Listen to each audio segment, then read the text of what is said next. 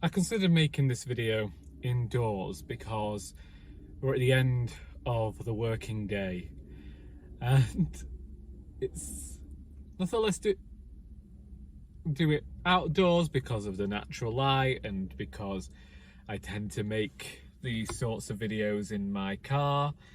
Only whatever you're in isn't working properly. I can hear all of the people in the car park behind me and a plane just flew overhead. But here we are. Hi everyone, my name is Charlie and it has been a while since I last recorded a video. Well, it's been a while since I last recorded a video on my own anyway. The most recent videos that you will have seen on YouTube are videos I have done with Charlie Brooks. So recently we did our shortlist, wish list and predictions, and you can find that on Charlie's channel and I will leave a link in the description. And prior to that we did a discussion which was a Booker update, a word association game, and somewhat set in outer space. We had some fun doing the videos anyway.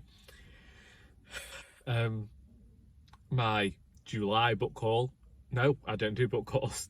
My July wrap-up went online a bit later than people might like to see a wrap-up, and I have actually reviewed and ranked and shared my reviews and rankings of the BookTube Prize semi-finals, yet I've not got around to sharing that video yet. Indeed, I haven't even started editing it.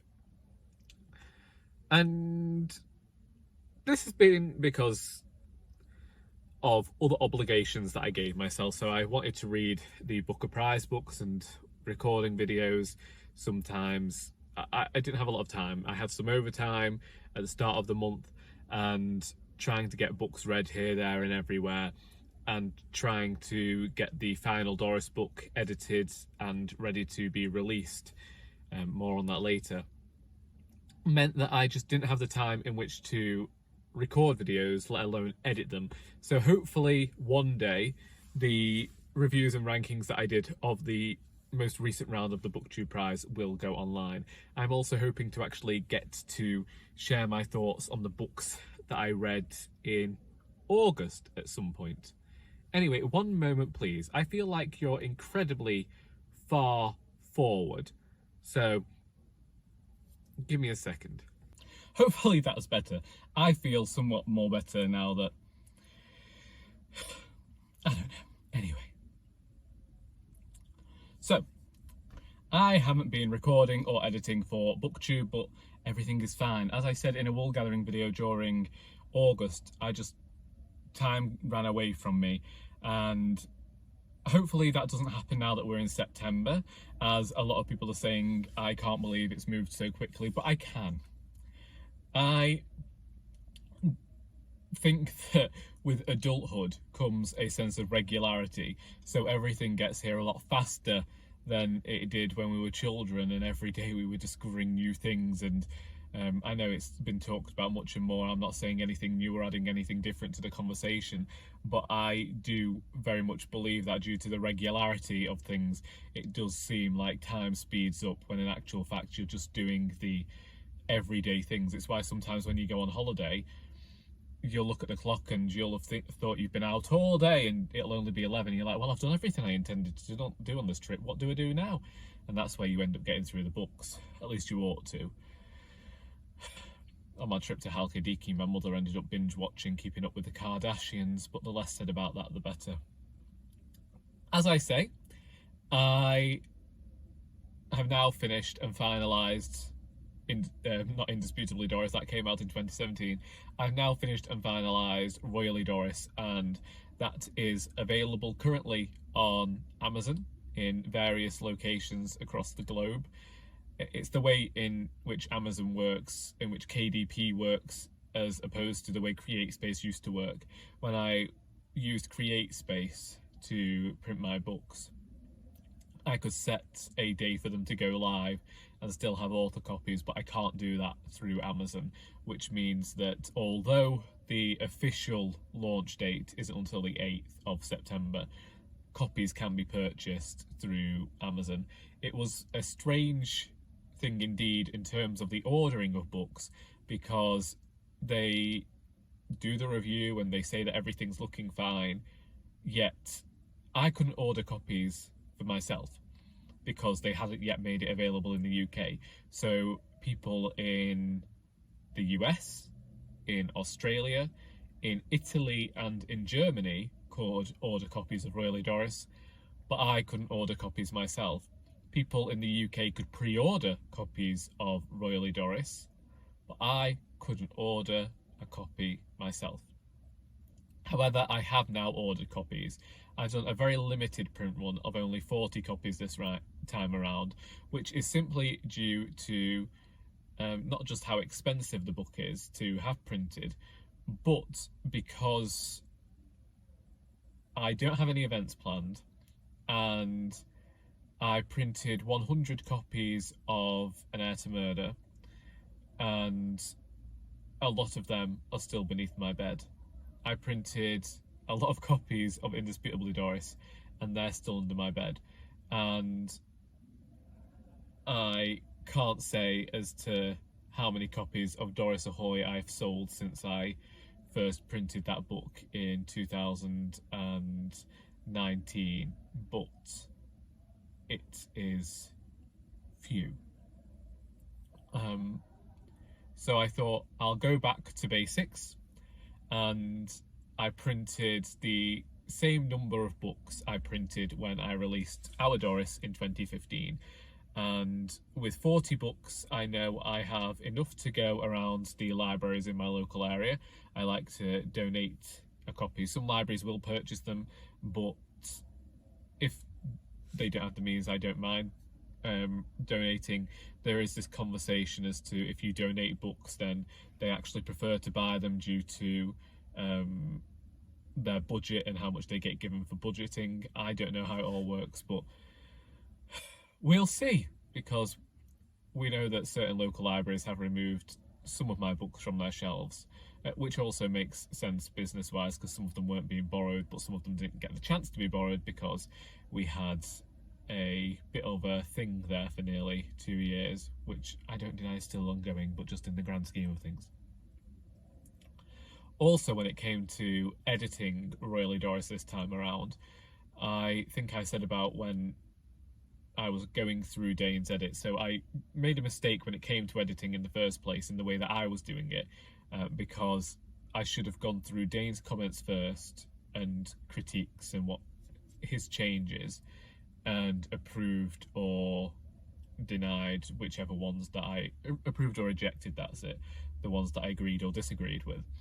And I should have done that first before going and making these other changes I made, but I didn't do that. So I ended up giving myself another job. And then when it came to ordering the proof copy, I discovered a mistake in which none of my title pages were in the correct place, so I had to go back and change that. Then I ordered another proof copy, and when that came, I was like, right, everything's right, we can finalise this, only to discover a couple of spelling mistakes, and not spelling mistakes, printing errors in the text, that was it. Sorry, there is a spider web on the passenger door, and there was an insect on the spider web, and the spider was rushing towards the insect, and I was trying to see who would win. The insect flew away, so there you go. Where was I?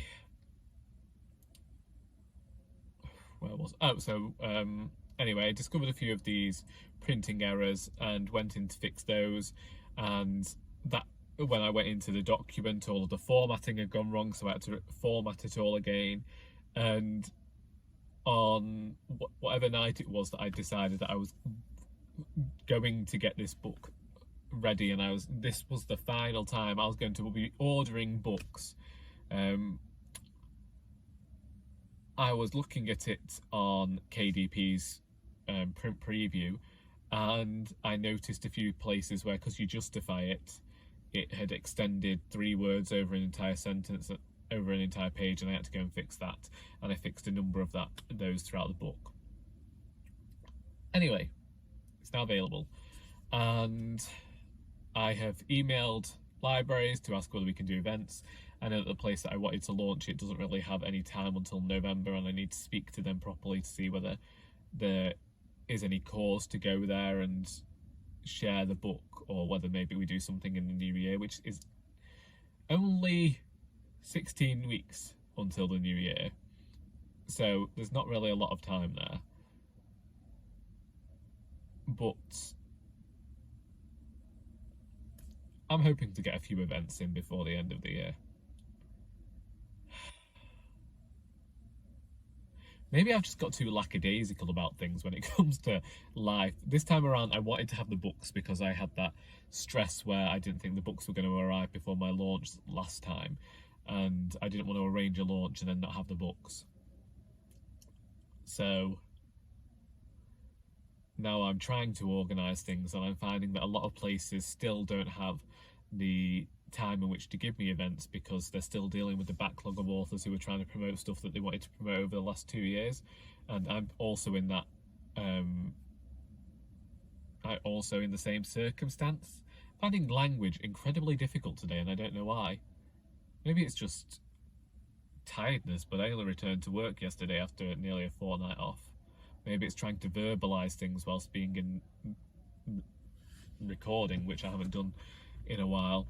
But yes, I am in a similar circumstance to these other writers who are trying to promote books that came out over the last 2 years and their new work, because I released An Heir to Murder in February 2020 and all of my events got cancelled, and I only managed to get 3 of those back in the last year.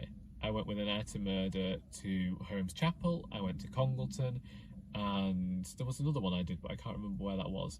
And I've just been trying.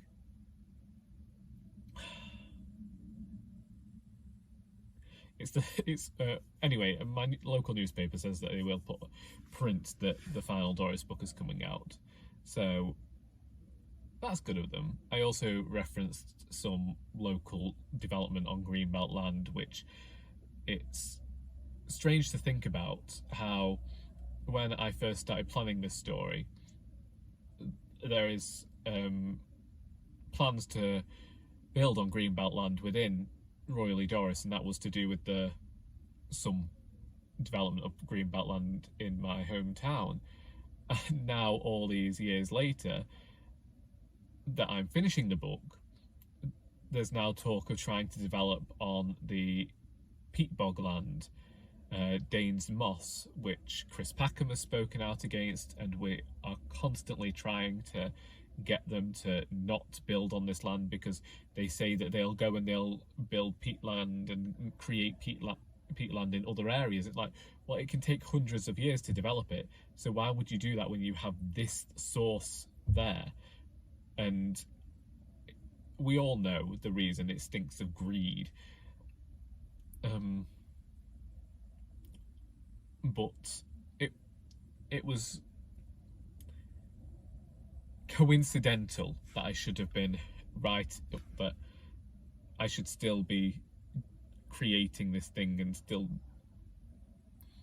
discussing the book and bringing the book out and everything, and we're still no further on from having to fight against them destroying our countryside and destroying our nature reserves and just destroying our natural landscapes and environments, all in the hopes of making money where we don't have the infrastructure to support however many new homes they wish to build. We don't have the doctors or the schools or the shops. We don't have any of that. We don't have the space. And I don't know. I don't understand people. I said it for years. I don't understand humanity. And I don't think that I am ever going to understand humanity. I think that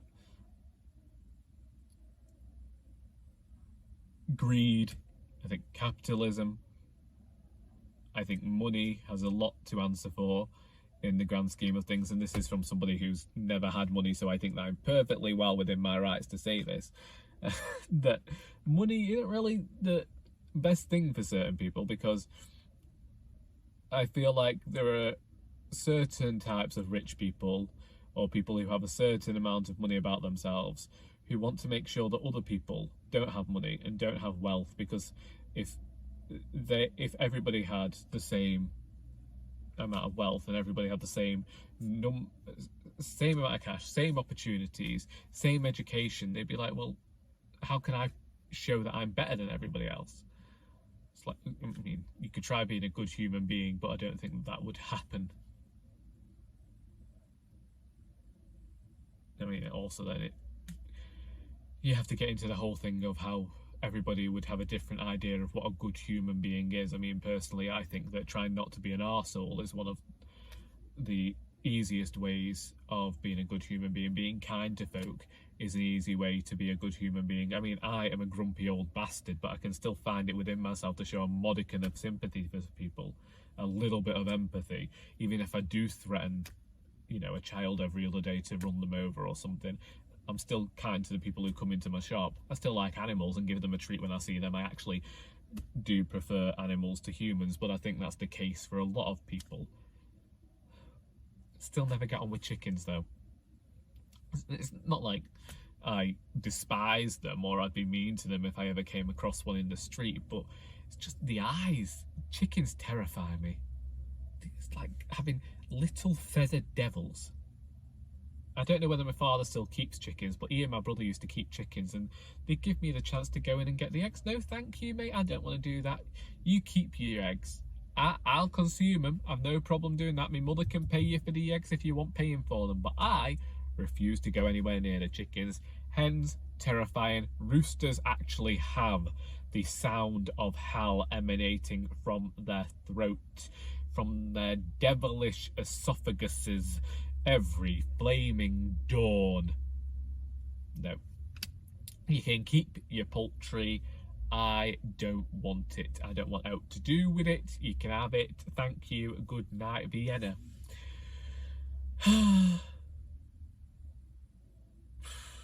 Has hotels happened since I last saw you? The issue is I can't actually remember how long it's been since we spoke. Had I read Glory by No Violet Below Io finally when I last spoke to you?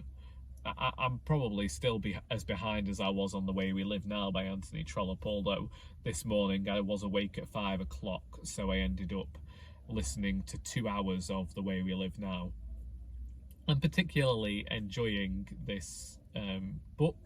It's Anthony Trollope's longest novel, in talking about money and financial greed and everything. It's interesting to be reading this alongside that and noticing that nothing ever flaming changes in terms of human beings, in terms of humanity, in terms of the arseholes who run this fucking country. I'm not actually that angry about it. It's just sometimes you can't think of a word, so you just shove in an expletive, and people keep reversing into the car park. I don't know what they're doing, but it's just taking my mind away. So I listened to a bit more of The Way We Live Now, very much enjoying Anthony Trollope. There are a lot more subplots in this, and I've not been able to discuss it as much as I wanted to with Emily. I have yet to find a character that I like, and I like that. I don't know that there are any honourable characters within this book, and I think it is the classic tale of discussing how money corrupts. But Trollope is a brilliant writer, and I think that anyone who's reading modern fiction and wanting to get into Victorian fiction wouldn't go wrong to read some Trollope, because it reads so easily. I mean, sometimes he can get a bit grandiloquent, but you get that with modern writers nowadays, always going in for a little bit of pretentiousness. But I like Anthony Trollope. I like sometimes his wry sense of humour that he brings across. I like that he doesn't often entangle himself within his sentences. As much as I enjoy Dickens and his magnificent language, sometimes I do like the way in which Anthony Trollope is a bit more straightforward, but still manages to insert a joke here and there. I like the way in which he discusses society and what he's bringing to the table in terms of his fiction, as opposed to what Dickens was doing in his. There's just something homely about Trollope's prose as well that I particularly like, and I think that he gets the characters across really well. Now, this could also come from the fact that Timothy West is proving a good narrator. I'm both reading the audiobook no, reading the physical book and listening to the audio book. And this is for a number of reasons. One, because I sometimes like to listen to a book as I'm walking into town, and also because I have found that heavier books nowadays really trigger the arthritis in my wrists, and so I currently am finding it very difficult to hold anything in my left hand because I've been doing a lot of reading over the last 2 weeks. So having it in the same position for a long time as I've read has hurt my hand, so audiobooks have been great for me. Also books that I can just lay flat, although I don't have many of them. Film-wise, I don't think that I've watched anything new. I know that the mother and I watched the first episode of She-Hulk a few weeks ago. Can't really say anything about that. Don't know that it's anything to write home about, but my mother enjoyed it. Did I watch any films? I intended to watch films whilst I was off work, but I didn't do it, which is often the case for me. I've been watching Drag Race Philippines, which is the first time I've watched a foreign language version of Drag Race. I meant to watch Drag Race Italy when that started and first aired, and I didn't do that. And I meant to watch, I've meant to watch a load of them, but I've not done it yet. But apart from Drag Race Philippines, in which it's a different part of the world, as emphasised in the title, but it's also a different form of drag, and it's very interesting to see the way in which they take on drag and discuss its art form and discuss its history within their country. And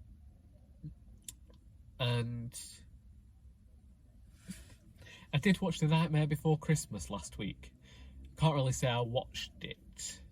What had happened was I was trying to do my Duolingo, and my computer, since it had that bit of a breakage, now if it shuts down, it still, if it goes to sleep itself, then it just won't switch on, tries to update itself, loses all of the data, I have to start again. So I have to put something on to stop it from switching off. And so whilst I was doing my Duolingo last week and practicing my Italian, I had The Nightmare Before Christmas in, because I don't actually know what happens in that film. I've watched it about 6 times since I was 18, because that was when I first ever saw it, because it happened to be on BBC Two. And I listened to the music, but I have no idea what happens in that film. Because every time that I've ever had The Nightmare Before Christmas on, I've always been doing something else. So the first time I was wrapping presents. Another time I watched it for Halloween, and it's always on in the background, so I can recognise the music, but I could not tell you what happens in that film. I know that the man who's got a skull as a face and Frankenstein's monster that's not stand on like an hill at the end.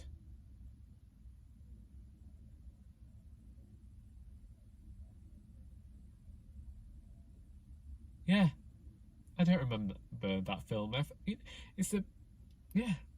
don't get it. I can't remember that film for the life of me. The amount of times I've watched it now, I don't know why. I don't know why I can never remember what happens in it. There's a lot of music in there, though. I'm sure I started watching something else, but if I remember it, I probably won't tell you anyway. Anyway, I'm going to go home now because I want a cup of tea, and I've chatted for 20 something minutes, and I'm not going to edit this because I can't be bothered. I'm just checking in to say to people, look, I'm here. Hello.